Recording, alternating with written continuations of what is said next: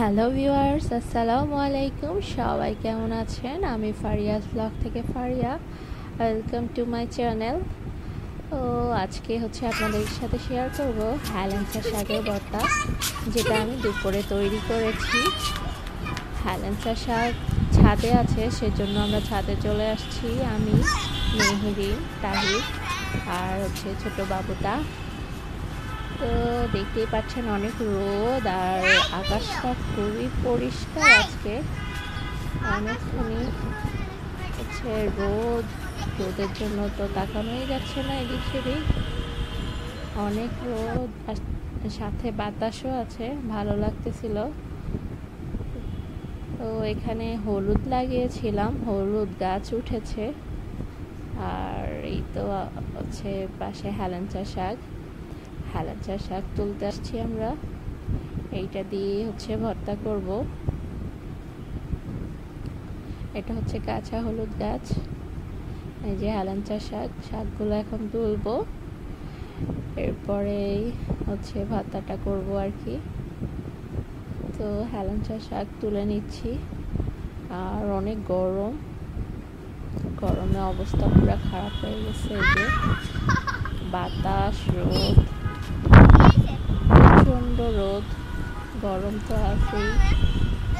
আর এদিকে বাতাস আছে অবশ্য, ছাদে বাইরে বাতাস ভালোই লাগে। তাইমুর বেবি ও রোদের জন্য তাকাতে পারছিল না, মুখ লুকিয়ে ফেলছে।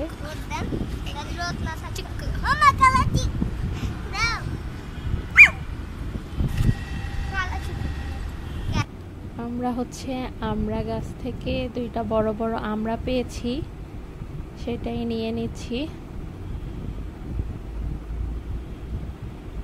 আর শুকনো কাপড় ছিল, ওইগুলোও নিয়ে নিব।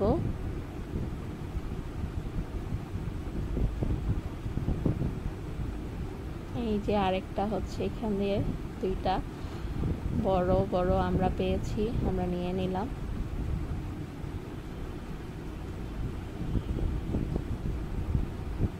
মেহেরিন খুব চেষ্টা করতেছে আমরা নেওয়ার জন্য।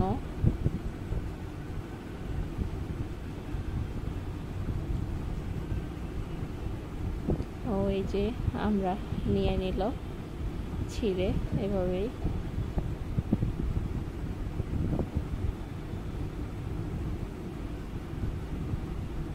তো বাসায় চলে আসলাম।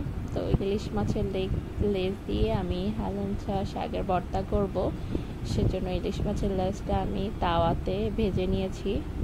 আর হেলেঞ্চা শাকটা ধুই, এবার শাকটা টেলে নিচ্ছি তাওয়াতে। লবণ দিয়ে দিব একটু পরিমাণ।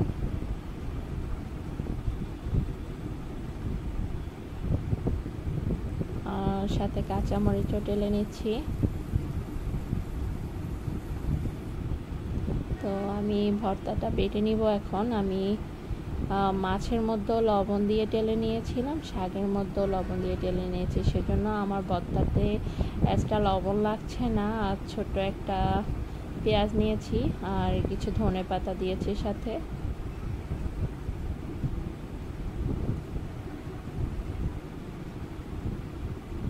তো তৈরি হয়ে গেল আমার মজাদার ভর্তা।